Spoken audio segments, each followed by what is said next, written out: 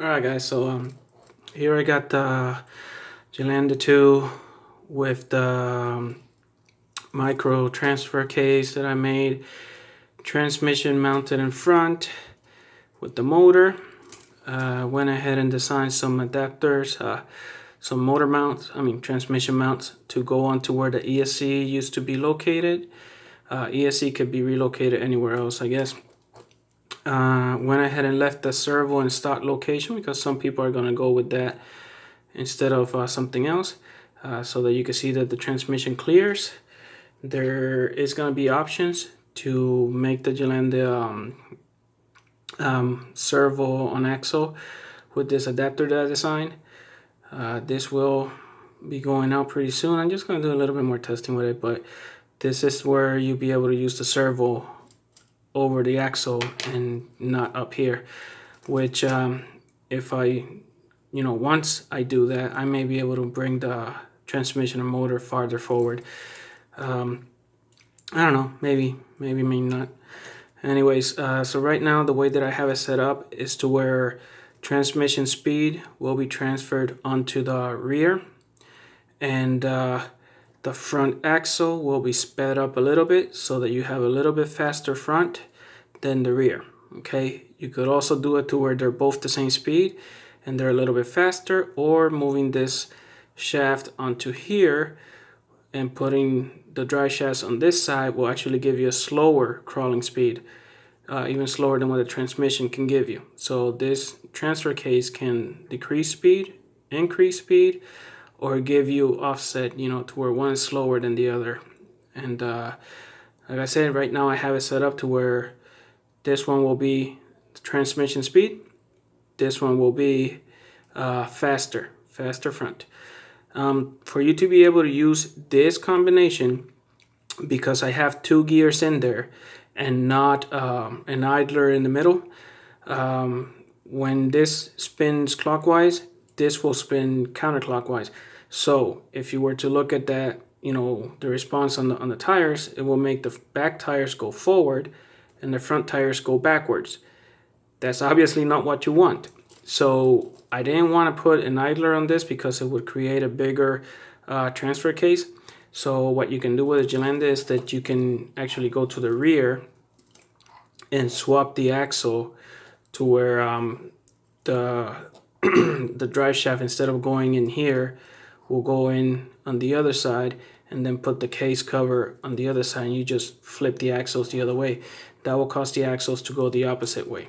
Okay, so it is possible for both of them to go the same way.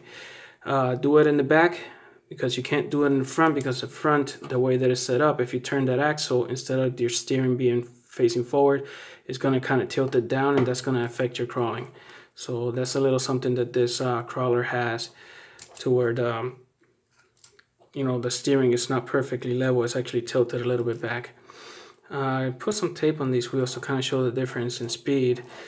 I don't know if they're gonna hold, but we're gonna give it a shot. Let's see what happens.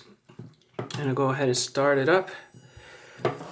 Let me see. Try to keep an eye on those tapes. I'm gonna try and go slow and see what happens. So as you can see, the front is faster than what the rear is. So that's what you want. You want to be able to go a little bit faster in the front. It'll let you take it'll let you do sharper turns, and it'll make your crawling a lot better. So you see a lot of jumpiness right now. I don't have the drive shafts timed correctly, but and also there's no weight on it. So not having any weight on it, you're gonna feel every little movement in those drive shafts. And now there's not just two, there's three. So that's the jumpiness you feel.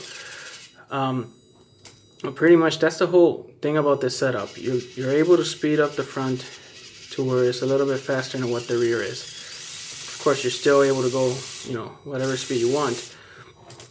But let me turn that off.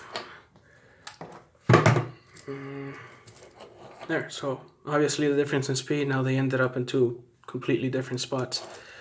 So let's take those off. Like I said, there's gonna be some modifications you're gonna have to do because of the transfer case sitting a little bit higher, because you really can't bring it down anymore without hitting this lower link on the rear. So that is as low as I could go with these particular gears with the sizes they have. If I were to go any lower, they would crash in there. So because of that, the stock drive shafts cannot be used, at least not in this configuration, because they're too short and they'll just kind of snap out. They only have a, like, I don't know, like 3 or 4 millimeters sticking in there, so they come off. So you'll have to go to something like a lot of guys go with these RGT 13619 drive shafts. That's what I have on them right now. They're the Barrage drive shafts. They're super cheap, but they do the job. I have those on the front, rear, and top. Because I have the lossy output shaft, you do have to trim a tiny bit off the back of the drive shafts. Hold on, let me show you. So if you can see here, they got these little, oh, come on camera. They got that little spot there that sticks out. So you're gonna have to trim that off right here. And I believe, where was the other spot? I don't remember. Oh, okay, right there. So both of the ones that go onto the lossy, you have to trim that little piece off.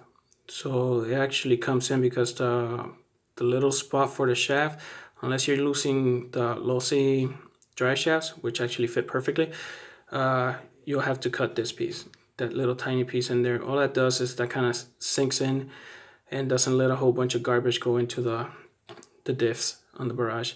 So that's the reason for those. And so yeah, I just cut that off.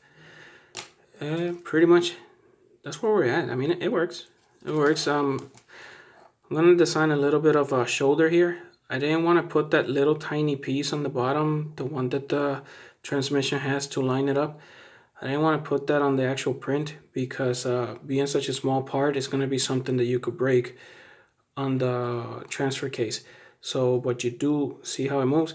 You do need something to line it up. So I'm going to put a shoulder right here, a beefy shoulder, so that it actually keeps it there and it doesn't move back and forth, okay?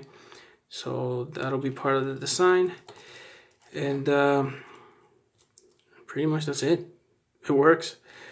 Let me know what you guys think. Hope you liked, and let's keep on building random stuff.